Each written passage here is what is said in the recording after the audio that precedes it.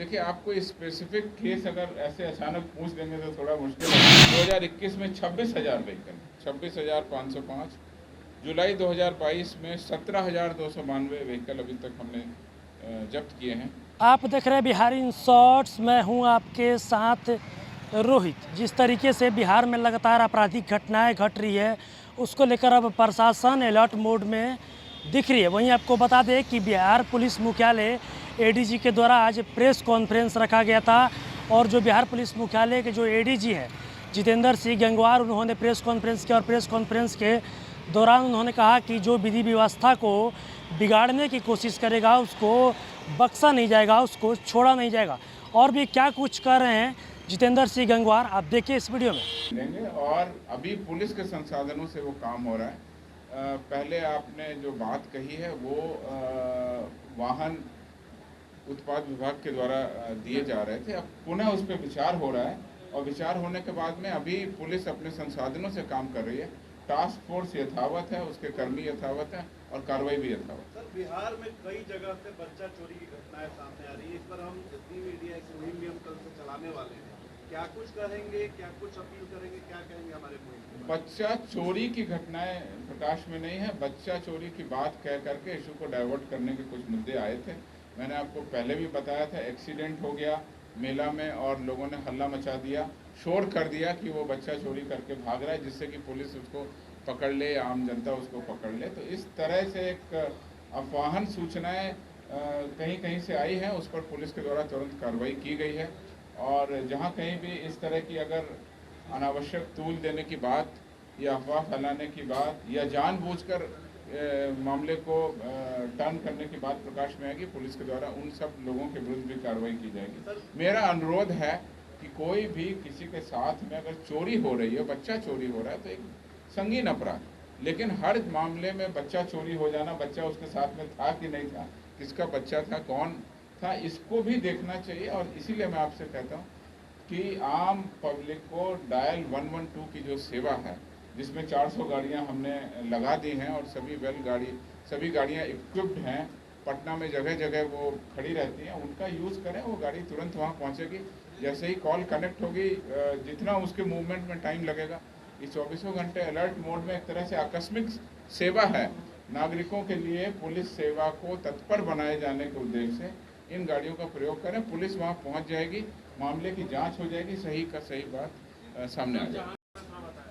नवादा की घटना के बारे में मैंने कल भी आप लोगों को बताया था, कई प्रेस को सूचना दी थी। इस मामले में जो हम लोगों के संज्ञान में आप लोगों के माध्यम से आया, उसका संज्ञान लिया गया और इस मामले से जुड़े जो सभी बिंदु हैं, उस सभी बिंदुओं पर गहन जांच कराई जाएगी और उस गहन जांच के बाद ही आपको हम लोग स्थिति स्पष्ट करेंगे।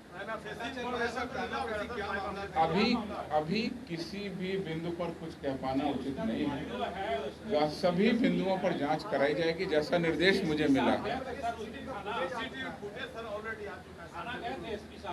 बगैर जांच कहे हमने आपको कहा है, तो अब उसका अर्थ समझिए। जांच कराई जाएगी, आपको बता दिया जाएगा। अभी जांच का आदेश मेरे पास में नहीं है, जब वो आ जाएगा तो आपको सूचना दे दी जाएगी। और मैंने आपको जो कहा है कल भी यही कह दिया था। इसके अलावा अब हम लोग रेगुलर मिलेंगे।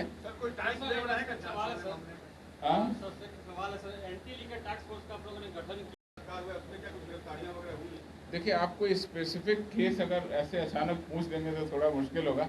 आपके प्रश्नों को मैं रख लेता हूँ। मैं कल या परसों जब भी प्रेस कॉन्फ्रेंस करूँगा तो मैं आपके सामने रखूँगा।